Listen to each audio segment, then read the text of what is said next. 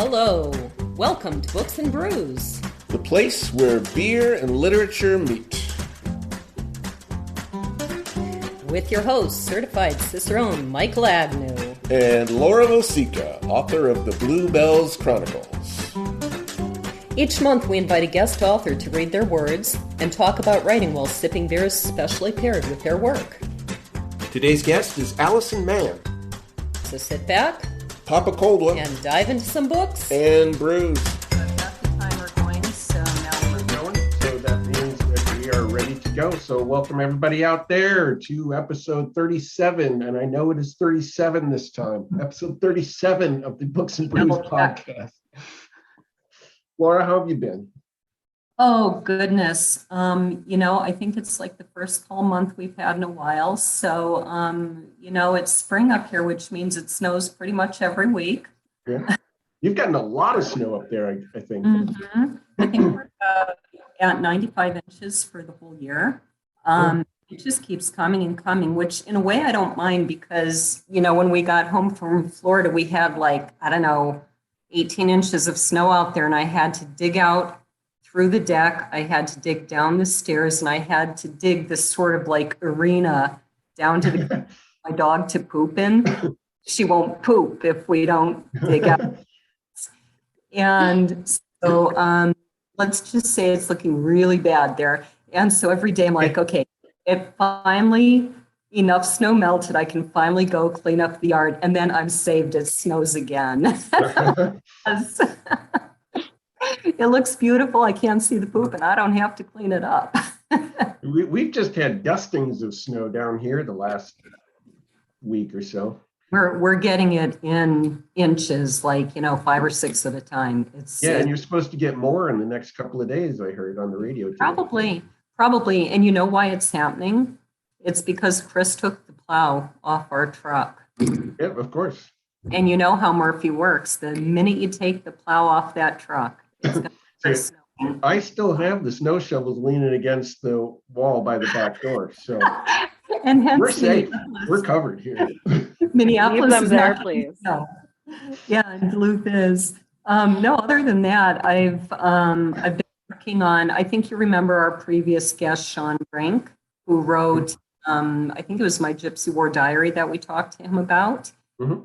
And so he is re-releasing the first 2 books of his trilogy under my publishing company. Nice. I think the publishing company that they were with originally is closing down or something like that.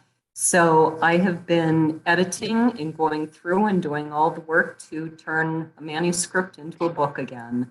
And when I finish that, then I will be doing his second book in the trilogy, and his third book is already published with me. So that's pretty much been my month. How about you? What have I been doing? I'm in a situation again where I've been doing just little bits and pieces, odds and ends, small things. So nothing stands out as, well, I've been doing this. Mm-hmm. Yeah. I don't know. I've been doing something or other. Reading? Are you reading? No. Of course not. Well, I'm on. It was my idea. It was my idea when we initially started this thing to do the "What have you been reading?" And now I'm having to cover for you every single. The reason I'm able to cover for this month, I don't know if you know, but I've had really bad insomnia for a long time, and I'm trying to find other ways to deal with it. So one of the ways is, instead of lying there being unable to sleep, get up and read a book. And, you may as well at least enjoy not being able to sleep.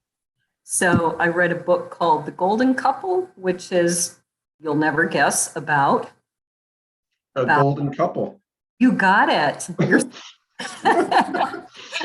It's about this couple who, big surprise, has deep, dark secrets. And they start to come out, of course, over the course of the book. And then what's the other one I read? I'm actually still finishing it. It's called Dead Man's Time. And it's another fascinating detective story about how this detective gets involved in the burglary of a house full of antiques, especially a Philip Patek watch. I think I said that right. And it actually connects to events that happened 90 years ago. So stories like that kind of show how things that happened years ago can still be impacting us today. Because I think that's, an important sort of lesson. Watch what you do. You don't know how long the effects may last. And then I'm still working through a book called Mansions of the Heart. So take your pick. Which one do you want to claim as yours? Mansions of the Heart sounds good. Okay. Well, okay, go ahead. Tell me. I've been loving it. I've really been loving this book. That's a great review. I'm impressed. So, next question. Are we to who's our guest? Who's our guest? Can you see that? Who our guest is in 18 font? It's in a regular font, not a super tiny font. Well, it's so I wouldn't need my glasses, but so we live in this beautiful new house, and I'm always trying to find a place because our internet isn't that great. I'm always trying to find a place where the internet will be solid, but I won't have light glaring on me. So I found a place, but the lights went out above our dining room table. So I've got all these other things. So I may need the glasses anyway, because now I have no light, even though I've got 18-point font. So today we are welcoming Allison Mann. She is an author, publisher, and paralegal. After graduating from Winona State University in 2001, Allison began a nearly 20-year career as a paralegal in the Twin Cities of Minnesota. After co-authoring her first book, The Girls Are Gone, Allison found her way to the publishing world. In 2020, Allison co-founded and is the CEO of Hadleigh. Am I saying that right? Yep, Hadleigh House Publishing. Where she developed the Hadleigh House Unpacked imprint. Allison continues to reside in the Twin Cities with her family, enjoying life as a boy mom, which, having 7 boys myself, boy, do I have questions for you. Oh my goodness. We can compare notes on being in the ER. Well, I only have 2, so you win on that one. And all that comes along with it. When she's not writing, Allison can be found getting lost in a bookstore or wandering the halls of courthouse, which you're still a paralegal, aren't you? Yep, I still am. I do consulting work, but I'm doing more publishing than paralegal work these days. Oh, okay. So kind of switching over from one to the other. Yeah, I go back and forth. So okay. Yeah, I'm a little bit in that position. Once we moved into this house in September, I'm pretty much not teaching music lessons anymore and putting much more emphasis on the publishing and writing and marketing and all that stuff that takes 18 hours a day. It sure does. Michael, I think beer number 1, right? Beer number 1. Okay. This is beer I've never had before. It's one you probably didn't find up there. I bet I found something similar. Maybe. There are other beers out there that are similar. This is from Winona in Chicago. It's called Hubbard's Cave Iced Mocha. This is a beer that I almost guarantee I'm going to hate, but it was the appropriate beer for this first reading. Well, and I'm thinking that this is a beer I'm probably going to like. You might like this one. So this is a stout with chocolate, coffee, lactose, and vanilla beans. So I chose this beer because the first reading, this discussion between the narrator and the subject takes place in a coffee shop. So I thought, well, let's have a coffee drink while we start reading the book. So sense. It's a good choice. I like that. Yeah. So let's see. What did you find, Laura? Well, we tried to find something as close as we can because we tried every beer store in the entire Duluth Superior area. So I'm surprised we got coffee this beer. Here, so. We tried to get something that was similar amount of alcohol, kind of similar style. So it kind of looks the same, doesn't it? Mm-hmm. Yeah, they're both dark. It's a coffee beer. It's Dead Irish Poet coffee. So yeah. I like that beer, actually. I wish I had that beer. It's a little bit tart. Well, I'd send you a can. We have like half a dozen. It'll get less tart when it warms up. Sometimes stout, if it's too cold, particularly a coffee stout, the roasted malts have acidity. So if it's too cold, that acidity kind of pops. It's bitter, especially when it hits the back of the tongue. Yeah, it's going to be bitter. This is even more bitter than I expected it to be. So it's not that bad. I thought it was going to be kind of sweet cupcake beer, but it's not so bad. So as it warms up, will it be a little bit less tart? Yeah, that tartness is just a matter of cold. Well, I will just set this aside and wait for it to warm up then. You did once never ever to drink beer cold, and That's right. Mine's too cold too. So. Mine also has that. So this though, it's got everything it says. It is a stout. It's got chocolate, coffee, and lactose and vanilla. You taste all of those things in this. That sounds like, I think I will like it when it warms up. But right now, there's a really bitter flavor on the back of my tongue, way in the back. It's interesting. It only hits back there. It might stay bitter, but the tartness will go away. Well, it hasn't gone away yet. So are you ready to do your first reading, Allison? Absolutely, I am. Linda is nothing like I expected, and yet exactly what I imagined. She walked into the coffee shop for our first meeting, dressed in blue jeans and a bomber jacket. At first blush, I thought, nope, not her. Then I noticed the beautiful young woman next to her, the one who had first reached out to me, her daughter, Emily. When you get that kind of email, you do your research. My mother owned and operated 2 saunas/brothels in St. Paul, Minnesota from 1976 until a very controversial and publicized court case in 1997, when she had to eventually close her doors. Emily's email had begun. I vividly remember reading the message and immediately opening Google. Linda Mae Spencer, MN, I typed. The search didn't return much. The 1993 Minnesota Court of Appeals case, City of St. Paul v. Spencer, was all I could find. As a longtime paralegal in the Twin Cities, I recognized more than one of the names listed on the case, both lawyers and judges. The case was about a public nuisance dispute in the city of St. Paul. I saw the facts of the case mentioned prostitution and misdemeanor convictions, and my interest was piqued. Not seeing much more in my Google search, I moved on. Social media being the next logical place to find out more about the woman who had emailed me and her potentially felonious mother, I jumped on Facebook. Once again, there wasn't much to find, but what I could see was a profile picture of a woman named Emily G. So there I sat, an email message, a court case, and a photo. This information conjured images and scenarios in my mind, as it would anyone's. Heidi Fleiss, Moulin Rouge, fur coats, diamonds, and of course my personal favorite, Pretty Woman. It was important that I'd been able to confirm a few things. Emily existed. A woman named Linda Mae Spencer had owned and operated saunas in St. Paul, and there had indeed been a court case. It wouldn't hurt to meet them and find out more.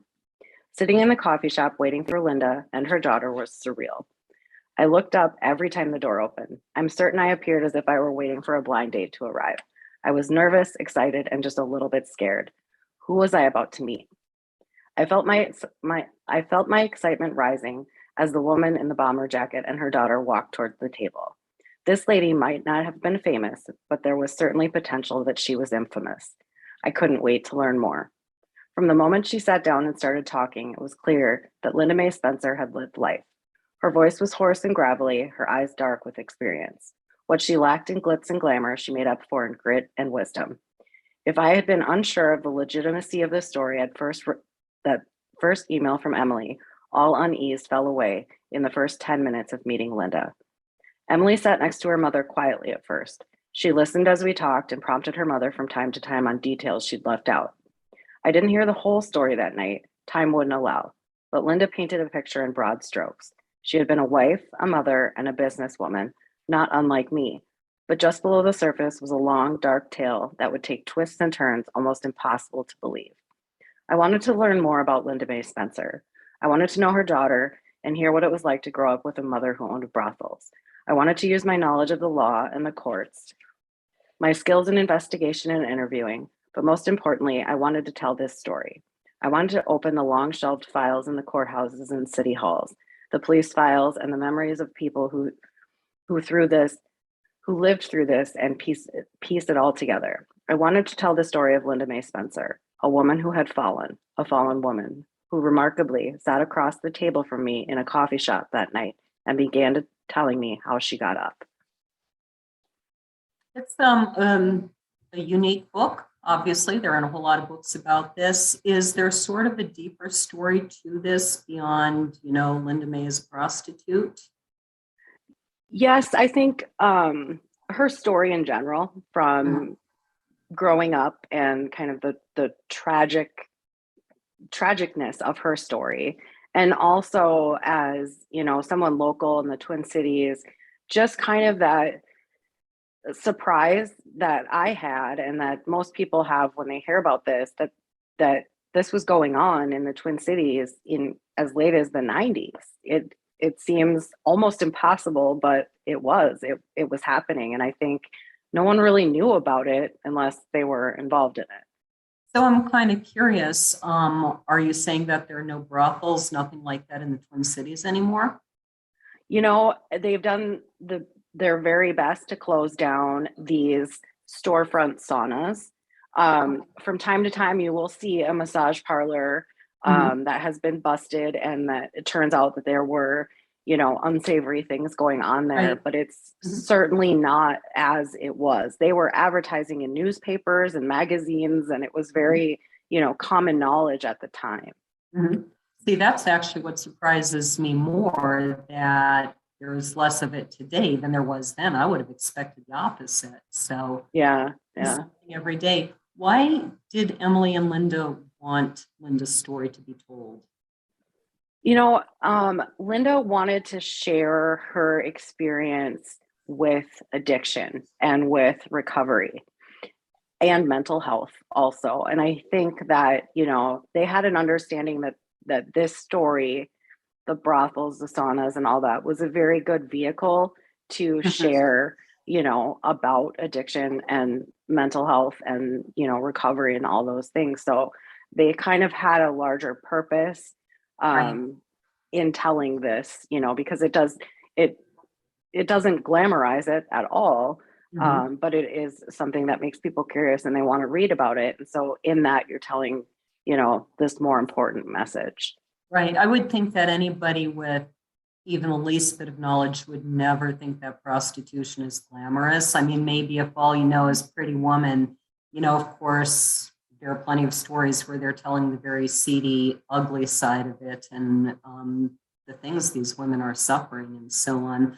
Before we run out of time in this segment, I just have to ask, when did you come up with the term boy mom, and why, as opposed to saying you're a mom? That's actually it's like a popular social media thing. Is it really? I've never heard. Boy mom is a thing. And it's just, I think it's become pretty common, around on social media. So talking about living under a rock, I've never actually seen that. So how old are your boys? I have a 13-year-old and a 10-year-old. Okay. And what's your favorite thing about being a mother of boys? Oh, goodness. For as rough and tumble as they are, they're the sweetest. And, I get to feel like a queen all the time. And that's the best. That's neat. Yeah. I grew up with only sisters. And so it's this great irony. I have 2 daughters, but for me, of all people, to end up with 7 boys is just, when I grew up in the 70s, when everyone was saying, oh, boys and girls are just the same, if you just give your daughter trucks and you give your boys dolls. And first thing my son ever did, he was like 18 months old, and he turns a piece of bread or whatever into a gun. And I'm like, I don't think I was told the truth. And like when I would call them to dinner, like the girls would have plenty of energy. They'd come running, but the boys would just explode out of the house and smash into the table and roll over the bench and skid under the whatever. Yeah. Boys, I like boys. They've got distinct energy, so I like girls too, but boys just were such a surprise to me since I didn't have any brothers. So yeah, I bet. So Michael, I think we're ready for beer number 2 already. Okay, wow, that was fast. I don't know It's what always happened. fast. Actually, I cut a little time off this segment because I have more questions for segment 3. So okay, good. So beer number 2 is from Great Lakes Brewing in Cleveland, and it's called Lake Erie Monster.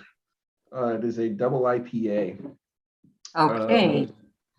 In this reading, there's a great description of the kind of dual personality, not literal like psychological issue dual personality, but the dual adopted personalities of the subject of the story. There's the fearsome person at work, and then there's the caring mother at home. And I wanted something that would try and embrace both halves of that. So Lake Erie Monster is an Imperial IPA, so it is big, strong, aggressively hopped, assertively bitter. It is everything in your face. But there's a good deal of malt, and if you pay attention, there's some really deep, squishy tropical fruits and tangerine citrus there to pay attention to. So there's the upfront aggressiveness, and if you want to look for it, there's more subtlety underneath it. This is the beer you'll hate, Laura. Did you find this one? We did our best to get something as similar as we right down to the percent of alcohol. So cheers. Cheers. I think this is delicious. I'm not a huge fan of double IPAs, but I think this is delicious. No. Yeah, there's nothing about this that you'll like. Although it's interesting, you do raise my curiosity about tasting those other tastes, and you inspire me to try again and see if I can taste more of what you're talking about, even though it's not exactly the same beer. It's as close as. I don't know what Imperial IPA you have, so the hop profile is going to be completely different, though, I'm guessing. Oh, Voodoo Ranger. Yeah, that's way different than this one. So you're saying there's a chance I might like the one you picked? You might like it better, but you won't like it. I won't like it, so it'll be less awful. Yeah. All right. Well, we've actually got Chris likes beer, so we've got a ton of beer in there, including some that you've picked before that we still have in there that I plan on having sooner or later again, because I actually did like it. Did you drink the rest of those darknesses from last month? Yes. In fact, I think I might have even finished them the same night. A lot of big beer. Yeah, well, I might have managed to hold off until the next night. I'm not sure. You don't remember? Yeah, I think anymore? I did. It's all cloudy blue. It's all fuzzy. I think last month was the month I was eating shrimp, and you caught me at it. So I think I did wait till the next day to finish the rest of it, but it was good, and I'll probably buy that. All right. Allison, we're ready for chapter 15, which Okay. Your Life of Madame. Is that the chapter's title? It doesn't have a title. It's just chapter 15, but that kind of does it justice. Okay. On the surface, the life of a madam appeared glamorous, and behind the scenes, running a sex for money business was not only difficult, but dangerous. Linda was physically small in stature, but when she was at work, her presence was immense. Almost daily, there were situations that required a strong hand. Whether it was an unruly John or a misguided pimp, Linda often found herself engaged in a conflict. It wasn't only outside forces acting against Linda and her business. She also had to deal with the internal conflict and employee problems. A near constant conflict existed between madams and their employees regarding money. The simple fact that services took place behind closed doors made it easy for women to shortchange the house. In order to prevent this kind of theft, Linda and other madams needed to have a close eye on what was happening in their businesses at all times. This was hard for Linda because she spent time away from the buildings. When she was there, she could keep tabs on how long a woman was in a room with a John and be sure the proper receipts were filled out. But when she was gone, the employees were left to their own devices. To manage this, Linda became a force. Early on, she made it known that rule violations would be punished with fines. She made frequent phone calls to check in and would often say she was on her way to the sauna when she had no plans to be there. Linda never wished her employees feared her. She simply wanted them to respect her enough to be honest in their dealings. Because she could not be there all the time, Linda was forced to find ways to regulate her staff from afar. Instilling a sense of fear was in many ways the only option Linda had. Even before she had children, it was impossible for Linda to be at work every minute the doors were open. But particularly once she became a mother, she wanted too much to be away from the properties and home with her kids. Linda never truly knew what she would find when she arrived at her saunas each day. Anxiety built as she made her way from the car toward the door. Endless possibilities danced in her mind while she turned the knob and let herself in. On a quiet day, she walked down the hallway among closed doors, hearing the muffled sounds of men and women talking or the slapping sound of skin on skin. To Linda, these were the good days. On a bad day, Linda would walk in to find her business in chaos, girls fighting, laundry and garbage left out, or an unruly customer causing problems for her staff. These were the times when Linda would get angry. She screamed and cursed until everyone fell into line. Linda was mean when she was angry because she knew she could easily be overpowered by someone bigger than her. While she trembled inside for fear of her own safety, outwardly, Linda roared. The woman Linda was at work was far different than the one she was at home. It was out of both fear and necessity that she developed two vastly different personas.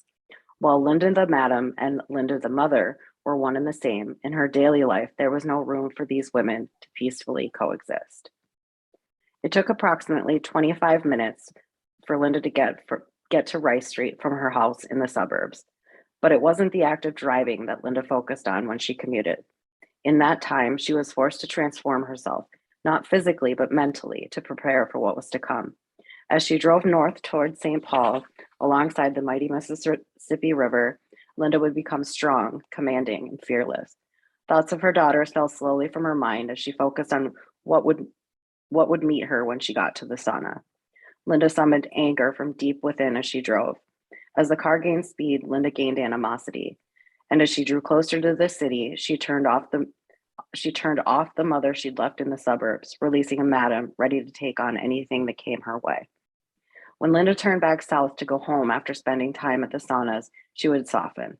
The woman who stood inside the buildings on Rice Street collecting money for sex, yelling at employees, and fighting off crooks would slowly find her way back to the sweet, caring mother, ready to hold hands and play with her little girls.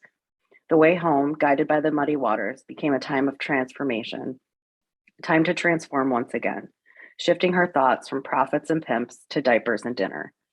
It was during the late night drives home from St. Paul when Linda's mind wandered the most.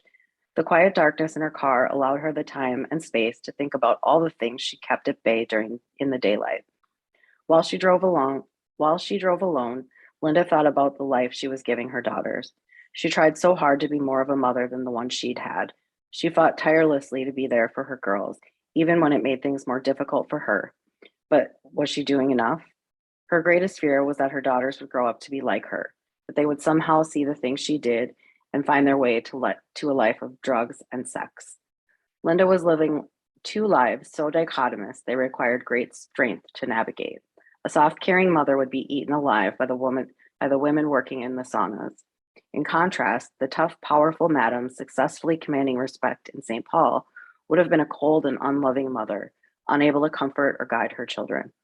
Volleying between two personas took calculation and effort that Linda hadn't been prepared for when she first had her children.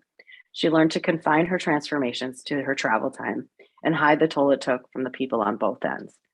Eventually, the duality of her life grew too much for Linda, and she found herself turning to old habits to get by. A line of cocaine in her minivan while she drove to St. Paul helped Linda fortify herself for what was to come. Another on her way home gave her the push she needed to make dinner, help with homework, and keep the house clean. She found the high of cocaine eased her mind and blurred the fear and worry she carried with her constantly. She'd meant to start out slowly, to only use the cocaine when she absolutely needed it, but Linda fell fast into the downward spiral of addiction. Cocaine was plentiful in Linda's business. Many of her employees used cocaine, and a lot of her Johns provided it. All she had to do was ask. The more cocaine she used, the faster Linda went. And the faster she went, the more money she made. Blinded by drugs, Linda felt fearless and confident. She thought less about the bad things she was doing, and the guilt of being a mother and a madam felt lighter. Quite a story. Now, you talked about that the book doesn't romanticize or, make this seem wonderful. What are the general reactions you've gotten to a book about a brothel? People are, I've had actually a lot of compliments as to just the straight, storytelling and not doing that, not making it, appear glamorous in any way, shape, or form, and just the honesty in the story, and that this was, a rough life. And this was a woman who lived a really hard life. Some people do get a little, uncomfortable with the nature, the subject nature of the book, but I tried really hard in my writing to keep it,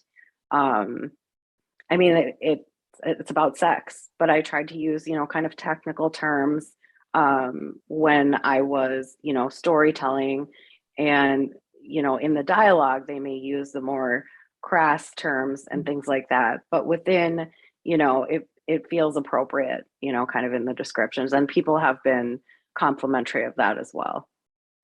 Well, and I think it's, some people are going to see that it's not about sex per se, but it's about the story of somebody who had a hard life and is overcoming.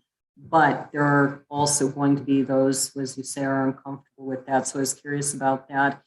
I was struck by this image of someone who's not very big, turning herself into this force to be reckoned with, and still being scared, even while she is, just lighting into these people and dealing with all these problems. And, in a way that's good, she kept things under control. But at the same time, do we want to encourage people to go into rages? And I was kind of curious where you see the balance of making yourself, for anyone, for a boss, for a parent, making themselves a force to be reckoned with, and yet not going to extremes, going too far.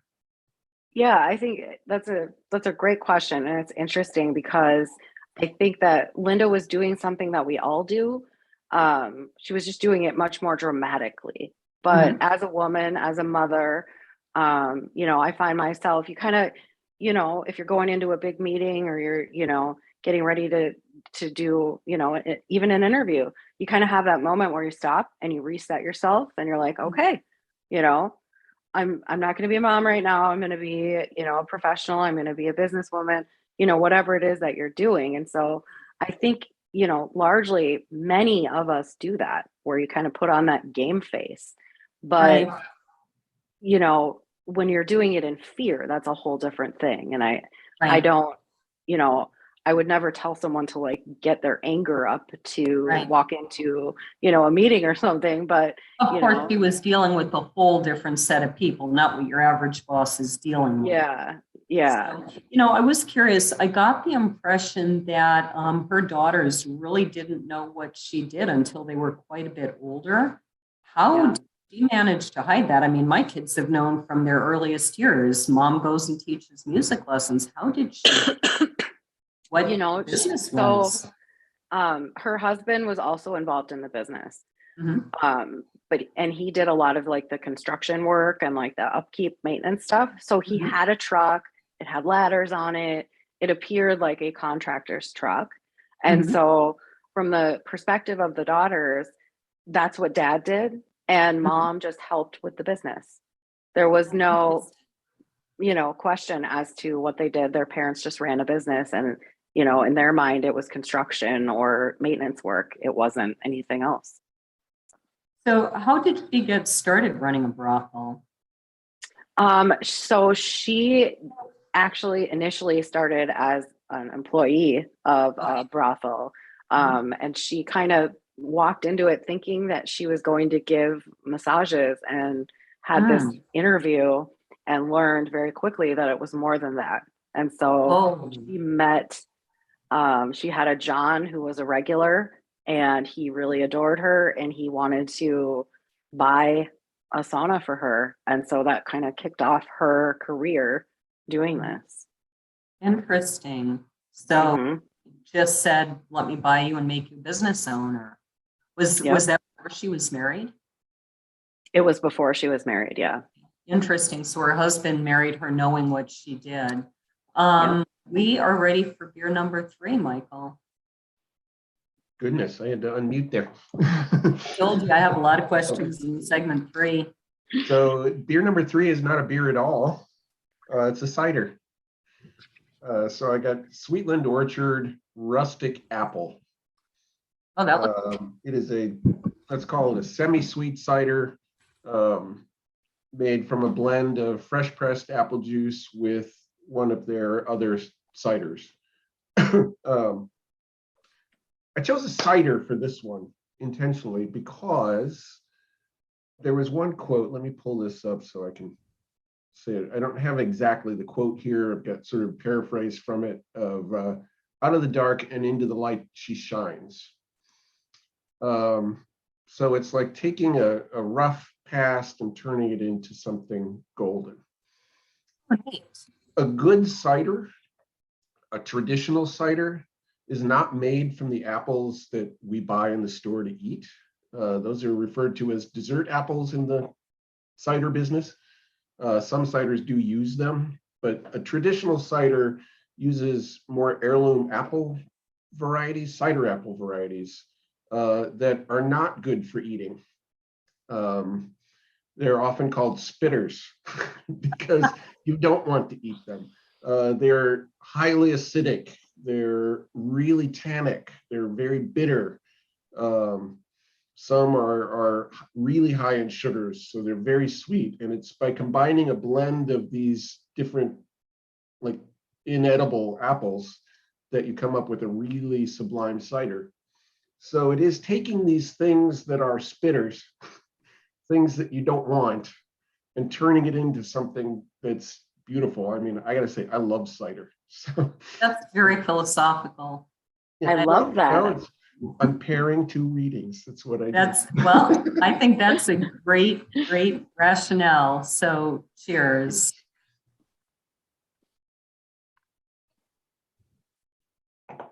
It's a little bit tart, but I like it. You found the Sweetland? No, No, of course not. This one's semi-sweet, so it's not a little bit tart. but it is dry apple cider. So did yours say yours is dry? No, this is semi-sweet. What did you find? I found Freewheeler dry apple. What's he got? A penny farthing there on his on the can?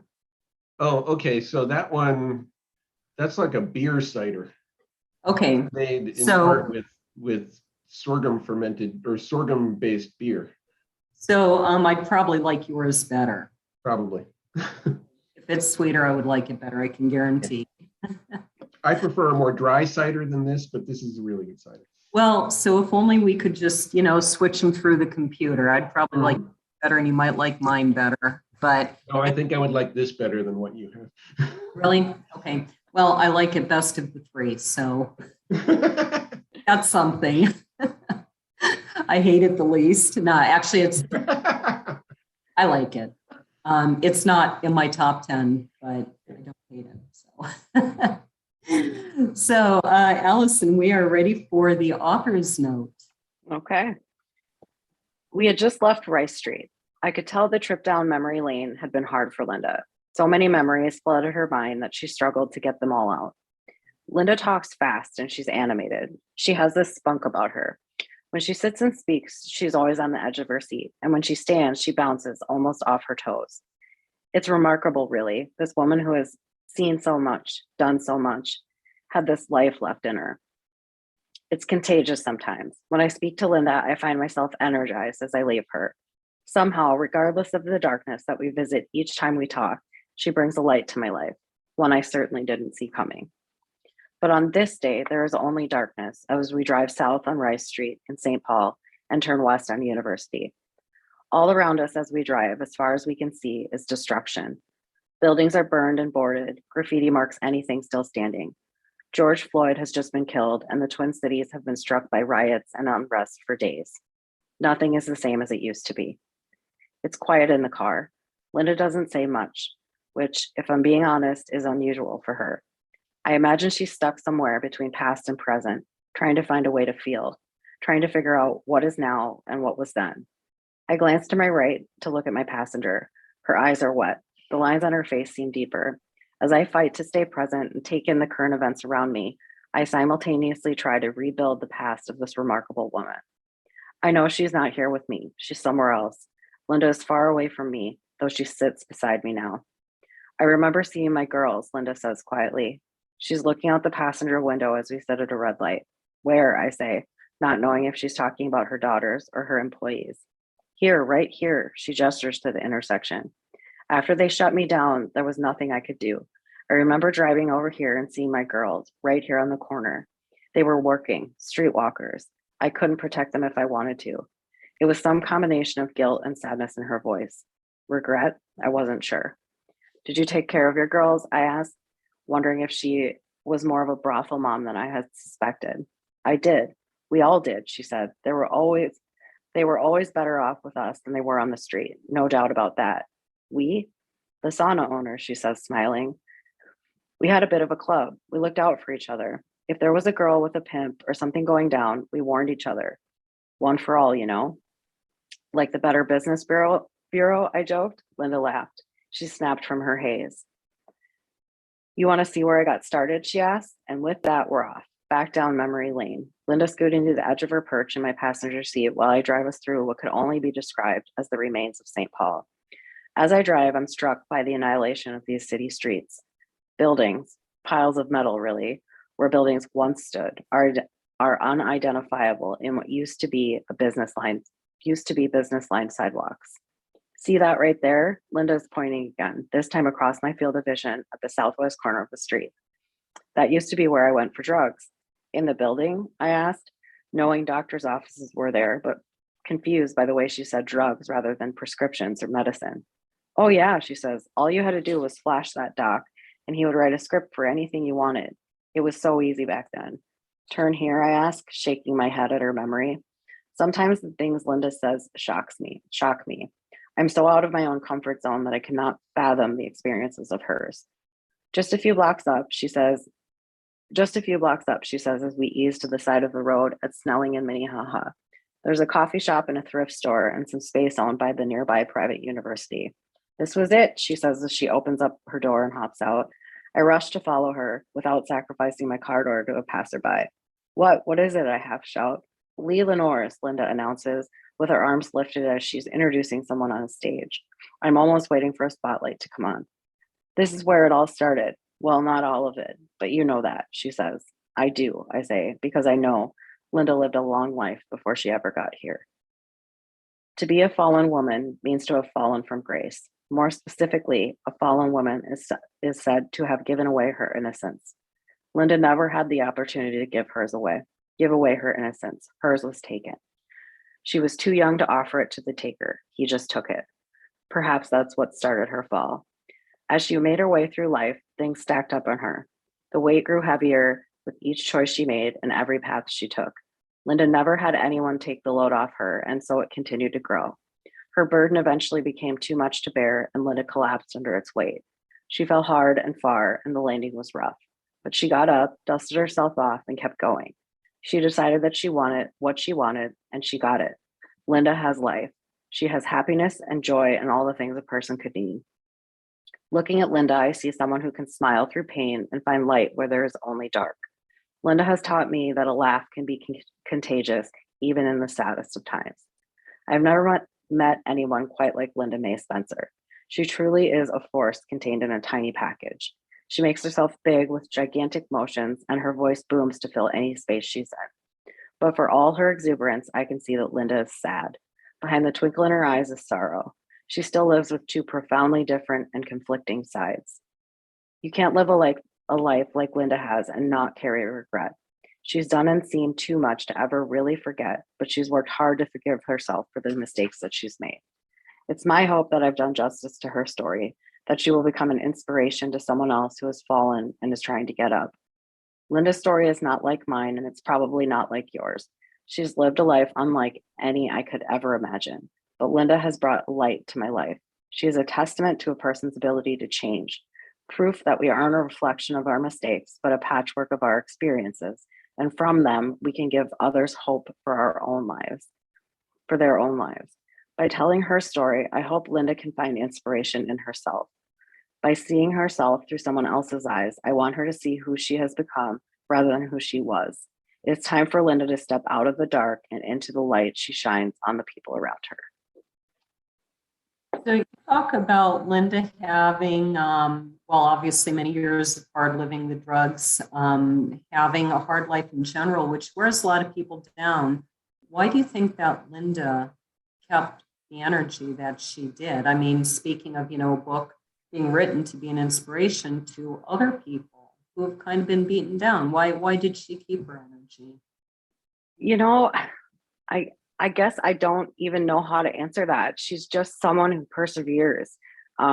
She knew what she wanted, all that time, and she was going to stop at nothing to get it. Now that she's a grandmother, I think, now that's what she wants. The goals in her life have, changed drastically, but her ability to persevere has stayed the same. And I think that's really important. She knows she wants to live and be, a good and happy person. And so that's what she does. So she just decides she's going to be happy. And I think that's, really in a lot of ways a key point. Sometimes there is no magic formula. It's just getting up every morning and saying, this is how I choose to be. Book blurb emphasizes, and you sort of allude to a traumatic birth, a painful childhood. You allude to sexual abuse. What were some of the things that happened to her in her childhood? She was sexually abused by a babysitter's boyfriend. Linda's mother was widowed and had all these children and needed to suddenly get a good paying job and started working. She went to the police academy out in California, and she was working overnights in a jail. And so she had to find a babysitter. They didn't have any family out there. And so she hired a woman who would let her take the kids to her house where they would sleep at night. And unfortunately, this babysitter's boyfriend, he went after Linda and did abuse her many nights while she was staying there. So, I think obviously our past shapes us quite a bit. And part of the message of this story is that part of the reason she ended up where she was because of her past. And I think we always need to have compassion for that, but at the same time, not personally let it become an excuse. Where do you find some balance between those two things? Excellent question. I think first of all, how has Linda found some balance, or how do you? Yeah, first of all, Linda is like a classic example of someone who slipped through every crack there was from those terrible experiences when she was very young, through school, through high school. She just kept being missed. No one was paying attention to this young girl who was really calling out for help. So I think, as humans, we should always do better at paying attention to some of those things in children.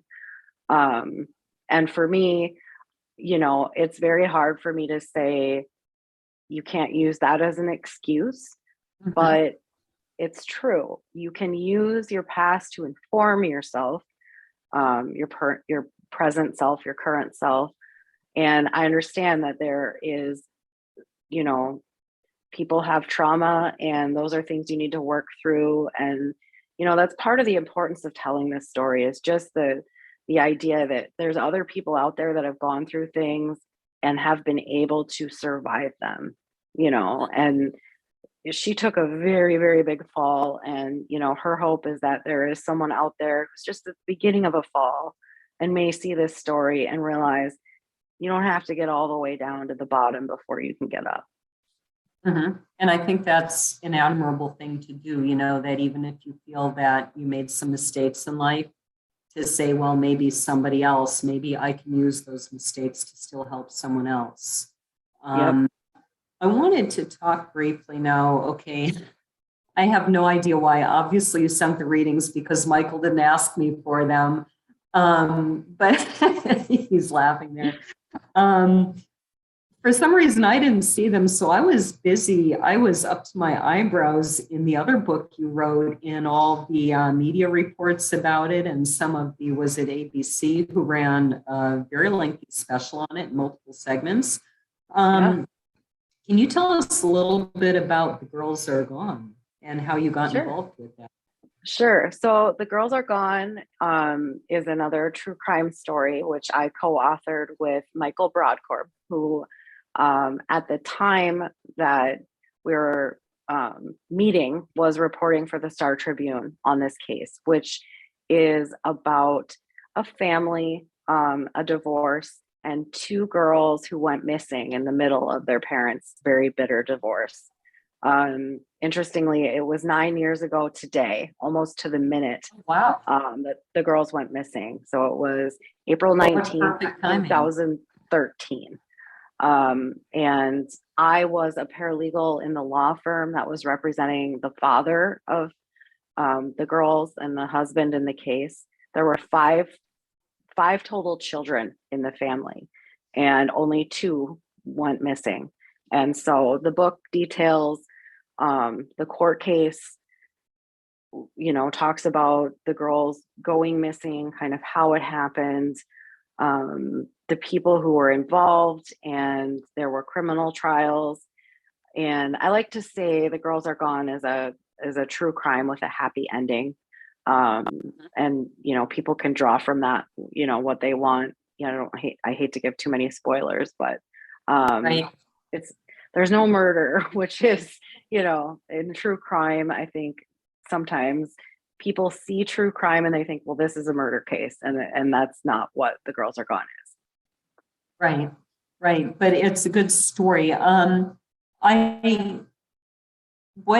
Will you write fiction based on your experiences from here on out, given that you're paralegal? You must have seen a lot. Or will you sort of stick with true crime, actually telling the stories that you experienced? That's a really good question. Some of the stuff is just so wild, like truth is stranger than fiction so many times. I've seen some interesting stuff. Yes. And I find people come to me with those stories. So, I'm talking with a woman right now who has just another incredible story, and it's hard to think fiction when there are all these, nonfiction stories out there that are real, that can be as just unbelievable as fiction. Fiction writing for me is so hard because you have to create it. And here are these real life stories that happen. Right. People are walking into your office and paying you to get their stories. One of the things I was curious about is I looked into all of this, David Ruki and his wife, Sandra. The book is written from David's perspective. So of course, I, as a reader, I'm told he's innocent. I believe it. But I did see that there are plenty of people who believe Sandra's perspective, that, she was just trying to protect her children from this evil, awful father. When he walked into your law firm, did you, as lawyers, paralegals, take it because it's a case, or was there something that inspired you to say he's the one who's telling the truth? The very first time, first of all, none of that was happening yet. The allegations of abuse against the children, that wasn't there when he walked in. When David walked into the law firm where I worked, he came in with his sister, and you could tell from looking at him that he had experienced something awful. And that, where this whole case kind of got rolling, was his wife had convinced him to sign paperwork that essentially divorced them, but in that gave her everything, including their children. And so this was a man who was devastated. And there was no question among any of us in the office that he was, that he wasn't telling the truth. He was so devastated. I don't even know what other word to use. That's just what it was, just sheer devastation that he could hardly verbalize what was happening, and that's why he had a sister with him to kind of be the, the voice and the scribe for everything. Yeah, it's quite a story. I was just almost in shock when I read it to think that you can know somebody for 20 years, and they kept asking him, why did you sign this without reading it? Well, we've been married for 20 years. I've known her for 27. Why wouldn't I trust her? And it's a real look into the dark nature of how deceptive people can be. So we are unfortunately out of time, but let me see. Do you have links where people can find you? I do. On my website, which I think you put on there, you can go to the page for Fallen Woman. You can go to the page, for my books, and it has Fallen Woman, and it has The Girls Are Gone. And from there, you can find the books and get them. You're up in Duluth. We have a great relationship with Fitkers, and they have signed copies of both of the books up there if someone's looking for a signed copy.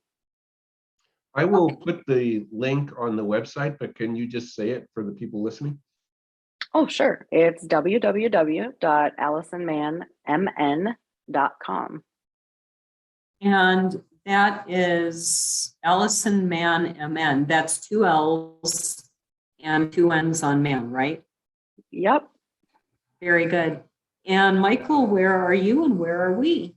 I am at aperfectpint.net and A Perfect Pint. We are at booksandbrews.net. I'm getting this wrong. Book Brews on Instagram, and Books and Brews with Laura Bosica and Michael Agnew on Facebook, and something or other on YouTube. Yeah, it's like a long string of letters and numbers because they no longer allow. I think we're there as Books and Brews something.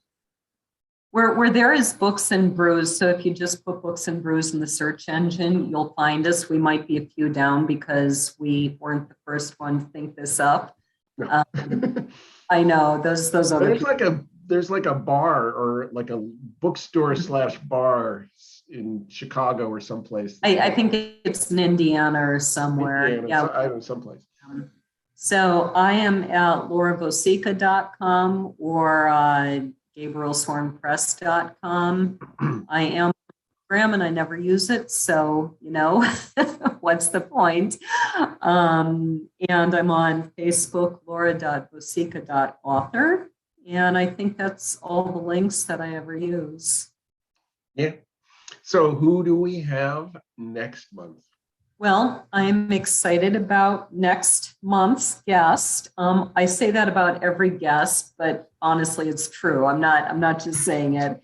I actually interviewed her, maybe about it was after we moved into this house, so less than 9 months ago, on my other program, Step Into a Story.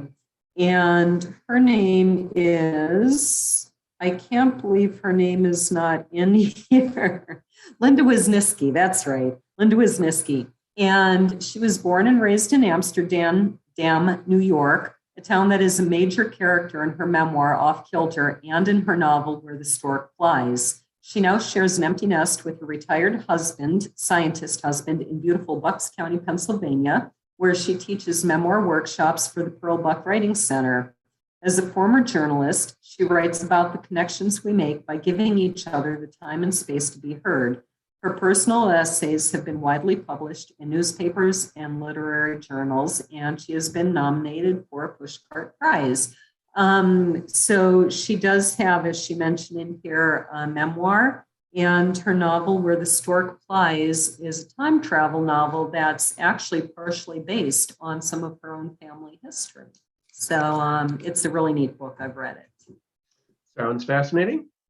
So, Allison, I want to thank you for joining us and sharing your words with us.